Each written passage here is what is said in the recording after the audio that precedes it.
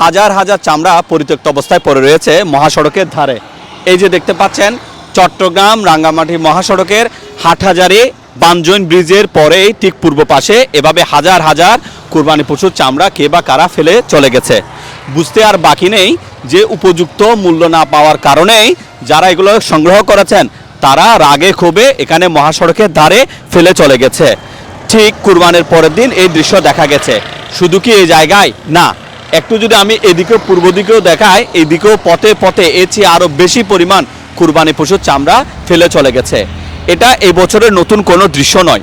প্রতি বছর কুরবান আসলে গত বেশ কয়েক বছর ধরে এই দৃশ্য দেখতে পাচ্ছে এই চামড়া সংগ্রহকারীরা। আপনারা নিঃসন্দেহে জানেন যে সরকারের পক্ষ থেকে প্রতি বছর কিন্তু চামড়ার একটা মূল্য নির্ধারণ করা হয়ে থাকে। এই আশায় মৌসুমে চামড়া সংগ্রাহক যারা থাকেন, সংগ্রহকারীরা এই চামড়াগুলো সংগ্রহ করেন এবং অনেক বড় আশা নিয়ে এগুলো বিক্রি করতে যান। কিন্তু সিন্ডিকেটের কবলে পড়ে সেই চামড়াগুলো আর বিক্রি হয় না। এ নিয়ে যখন বেশ আলোচনা চলে তখন হাটহাজারী উপজেলা প্রশাসন এই চামড়াগুলো এখান থেকে সংগ্রহ করে এখান থেকে ড্রাম ট্রাকে করে নিয়ে নিরাপদ কোনো ডাম্পিং স্টেশনে ফেলার উদ্যোগ নিয়েছে। দেখতে পাচ্ছেন মেকল ইউনিয়ন বিএনপির সাধারণ সম্পাদক জিএম সাইফুল ইসলাম, তিনি সহ অনেকেই আমাদেরকে এ বিষয়ে জানিয়েছেন যেখানে পরিত্যক্ত অবস্থায় আছে এবং তিনি নিজেও ব্যক্তিগতভাবে উদ্যোগ নিয়েছেন যে যদি প্রশাসনের পক্ষ থেকে কোনো কিছু করা না হয় তাহলে এই বিপুল পরিমাণ চামড়া তিনি কোনো একটা বড় গর্ত করে ব্যক্তিগত উদ্যোগে সেগুলো পুঁতে ফেলবেন। এর আগে আমরা যখন একাধিক লাইভ করি তখন হাটহাজারী উপজেলা নির্বাহী কর্মকর্তা ও হাটহাজারী পৌরসভা প্রশাসক ইউএনও আব্দুল আল মুমিন তিনি হাটহাজারী পৌরসভার এই গাড়ি প্রেরণ করে সে চামড়া এখন থেকে এখানে সংগ্রহ করার চেষ্টা করছে।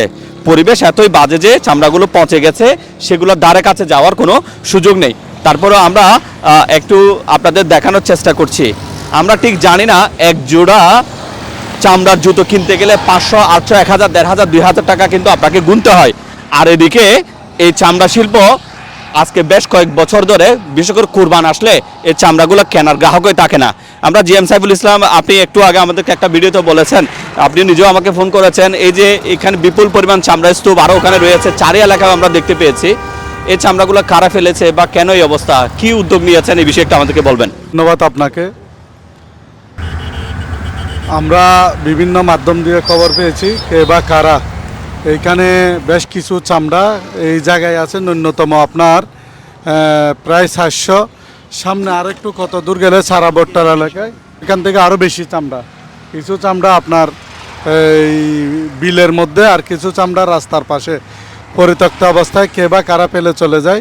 এই চামড়াগুলা রাতের অন্ধকারে ফেলে চলে গেছে বলে আমরা খবর পেয়েছি। একটা ড্রাম ট্রাকে করে এসে চামড়াগুলা ফেলে গেছে নাকি। এখন বিশেষ করে এই চামড়াগুলা এখানে ফেলে রাখার পরে যে ধরনের পরিবেশ তৈরি হয়েছে, আপনি নিজেও এখানে অবস্থান করতেছেন, এখানে সুস্থ একটা মানুষ বেশিক্ষণ অপেক্ষা করতে পারবে না দুর্গন্ধের কারণে। আমরা এই চামড়াগুলা যখন দেখেছি আমরা সাথে সাথে সংশ্লিষ্ট উপরে যারা আছে আমাদের উপজেলা প্রশাসনকে জানিয়েছি। একটু আগে আপনি লাইভ করেছেন, আপনার লাইভটা আমাদের মাননীয় ভূমি প্রতিমন্ত্রী এবং পার্বত্য চট্টগ্রাম বিষয়ক মন্ত্রী আমাদের হাটহাজারী থেকে বিপুল বোর্ডে নির্বাচিত সংসদ সদস্য ব্যারিস্টার মীর মোহাম্মদ হেলাল উদ্দিন সাহেবের নজরে এসেছে। উনি উপজেলা প্রশাসন ইউনু সাহেবকে নির্দেশ দিয়েছেন এবং উপজেলা প্রশাসন আমার সাথে কথা বলেছেন, আমিও ওনার সাথে এই বিষয়গুলো নিয়ে কথা বলেছি। অতি দ্রুত উনি নির্দেশ দিয়েছেন আমরা অতি দ্রুত এই চামড়াগুলো অপসারণ করব। ওনার এই নির্দেশের সাথে সাথে আমি দেখতে পেলাম আধা ঘন্টার মধ্যে উপজেলা প্রশাসনের পৌরসভার যেই কোরবানি বর্জ্য অপসারণের যে গাড়িগুলো আছে এই গাড়িগুলো এসে আমাদের এই চামড়াগুলো অপসারণ করে নিয়ে যাচ্ছে। আমরা উপজেলা প্রশাসন এবং আমাদের মাননীয় মন্ত্রী মহোদয়কে ধন্যবাদ এবং কৃতজ্ঞতা জানাচ্ছি। পাশাপাশি আমাদের উপজেলা বিএনপির সদস্য সচিব গিয়াসউদ্দিন চেয়ারম্যানকেও ধন্যবাদ এবং কৃতজ্ঞতা জানাচ্ছি। ওনারা এই চামড়াগুলো পরে থাকার পর বিশেষ করে অপসারণের জন্য যে উদ্যোগ নিয়েছেন, অতি দ্রুতভাবে যে চামড়াগুলো অপসারণ হচ্ছে তাতে আমরা এলাকার জনগণ খুবই সন্তুষ্ট। আমরা নির্বিঘ্নে চলাফেরা করতে পারবো। সাধারণ জনগণ যেভাবে এখানে এসে কিছুটা সময় কাটায়, এই চামড়াগুলো অপসারণ করার পর থেকে ওনারা সেই সময়টুকু কাটাতে পারবে। এলাকা পরিবেশ দূষণমুক্ত থাকবে এবং জনসাধারণ নির্বিঘ্নে চলাফেরা করতে পারবে। আমরা আপনাকেও ধন্যবাদ জানাচ্ছি। আপনি একজন সবসময় দায়িত্বশীল সাংবাদিকতার পরিচয় দিয়ে থাকেন। আজকেও দায়িত্বশীল সাংবাদিকতার পরিচয় দিয়েছেন। আপনাকে আমরা ধন্যবাদ এবং কৃতজ্ঞতা জানাচ্ছি মেকলবাসীর পক্ষ থেকে। আরেকটা বিষয় আপনাকে জানাই, গত বছর কুরবানের সময়ও কে বা কারা কোনো হয়তো গরু ব্যবসায়ী হবে, বড় একটা গরু এই জায়গায় ফেলে চলে গেছিল। আমি এলাকার লোকজনকে নিয়ে এই গরুটা শেষমেশ এখান থেকে উদ্ধার করে গর্তের মধ্যে ফেলি। মানুষকে আমি অনুরোধ করব, যারা বিশেষ করে এই সমস্ত কর্মকাণ্ডগুলো করেন, আপনাদের প্রতি আমাদের অনুরোধ থাকবে, বিশেষ করে এই ধরনের কর্মকাণ্ডগুলো করবেন না।